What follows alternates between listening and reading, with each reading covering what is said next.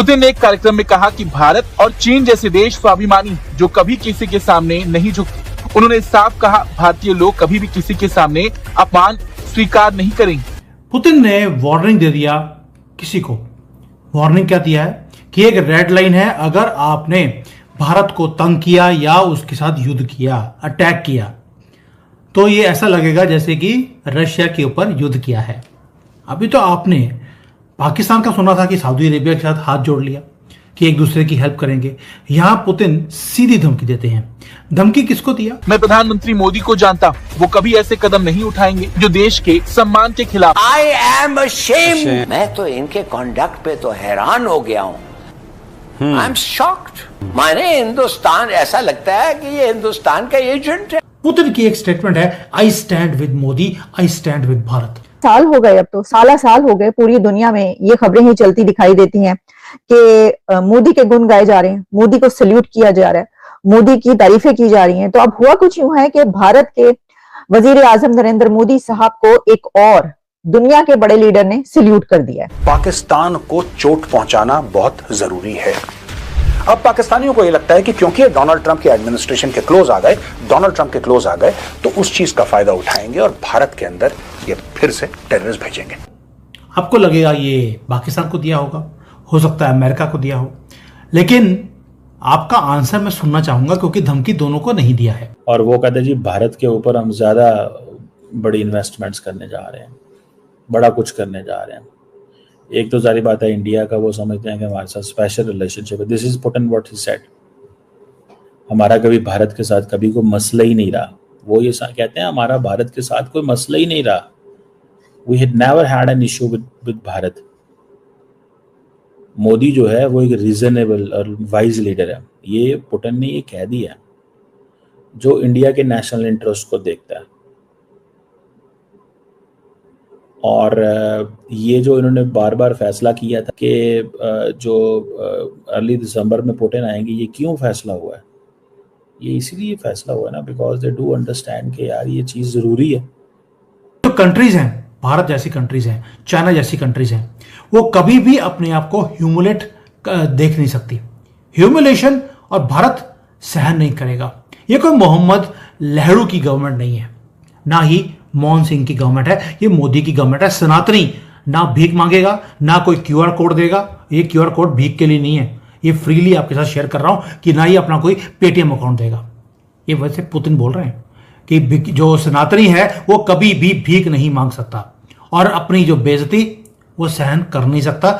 और यही चीज चाइना के साथ भी है।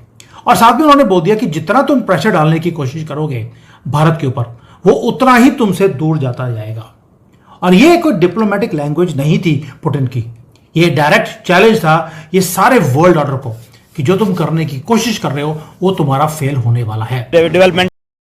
दोस्तों जय हिंद। राष्ट्रलोक टीवी पर आपका स्वागत है। अभी तक आपने वीडियो को लाइक नहीं किया है, लाइक कीजिए, कमेंट में अपनी राय जरूर दें, साथ ही चैनल को सब्सक्राइब करना ना भूलें। धन्यवाद। ग्रोथ ये इसने तो पूरी दुनिया को चकरा के रखती है। और सबसे पहले उन्होंने चकराया world foolish president Donald Trump को, जिन्होंने आप ये कह लें कि इंडिया को धमकाने के लिए, डराने के लिए पहले पाकिस्तान का साथ दिया इंडिया झुक जाए, फिर अफगानिस्तान का साथ दिया कि इंडिया झुक जाए, नरेंद्र मोदी नहीं झुका। फिर उन्होंने रशिया और चाइना पे टैरिफ लगाने की धमकी दी, इंडिया नहीं झुका। फिर उन्होंने ब्राजील पे टैक्स लगाने की धमकी दी, टैरिफ लगाने की, नहीं झुका। फिर टैरिफ के साथ पेनल्टी लगाने की धमकी दी, फिर भी नहीं रुका।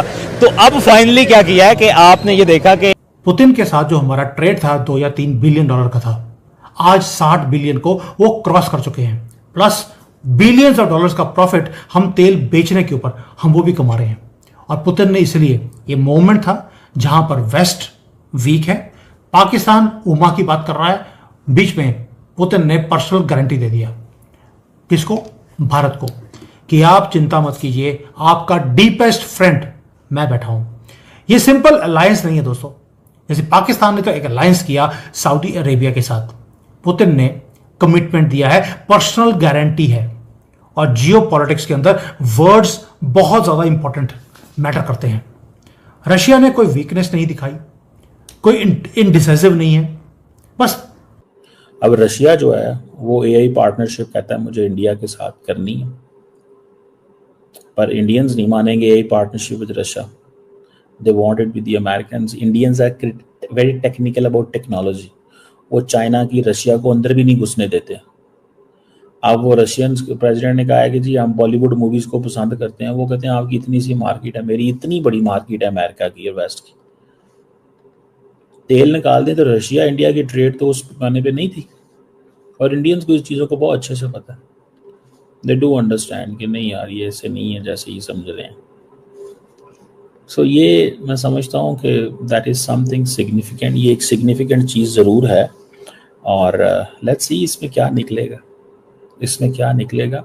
लेकिन पुतिन की एक स्टेटमेंट है, I stand with Modi, I stand with Bharat, और भारत ने भी बोल दिया वी स्टैंड विद रशिया। ये म्यूचुअल जो डिफेंस का पैक्ट है जो पहले पाकिस्तान ने सऊदी से किया, हमने रशिया के साथ कर लिया।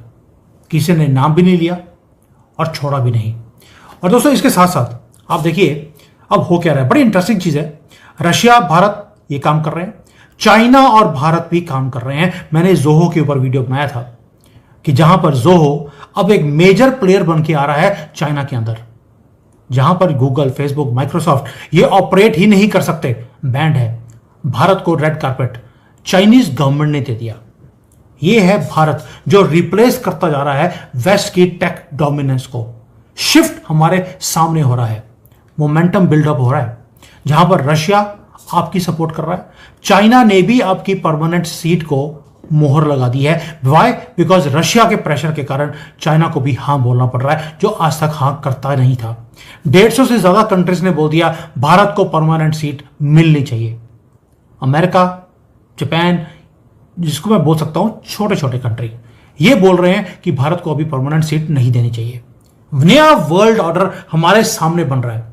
पुतिन का यह बोलना कि मैं BRC बनाने वाला हूं, ये 75 साल का जो अमेरिका का डोमिनेंस था उसको चैलेंज करता है। भारत रूस से Su-57 फाइटर जेट खरीदने पर विचार कर रहा है। ऐसी रिपोर्ट्स हैं कि 2 स्क्वाड्रन यानी कि लगभग 36 विमान भारत रूस से खरीद सकता है, और आगे भविष्य में HAL के नासिक प्लांट में लाइसेंस पर 5 और स्क्वाड्रन करीब 90 विमान बन सकेंगे।